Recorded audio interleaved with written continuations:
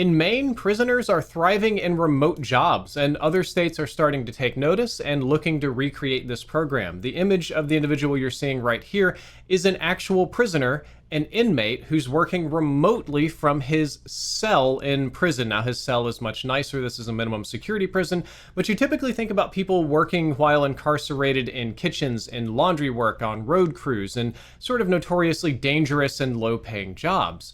Well, in Maine, what's happened is they have given their prisoners access to the internet and have allowed them to begin working remote jobs. At the Maine Correctional Center in Windham, this lady, Darlene George, is a certified recovery coach, a scholar, and a teaching assistant who's serving a 40-year sentence for the murder of her husband. Wow, that got so incredibly dark.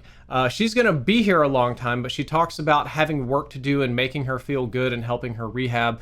The individual pictured here in the beginning was a person who took advantage of the prison's laptop system, managed to get himself a remote job, and what's incredible is he actually got hired as soon as he got out of prison. The CEO of the person that he was working under remotely while in prison decided to hire him despite his previous conviction and felon status. Mara Sanchez, who's the program director at Alliance for Higher Education Prisons, says Maine's Department of Corrections was the first in the nation to have a remote work policy.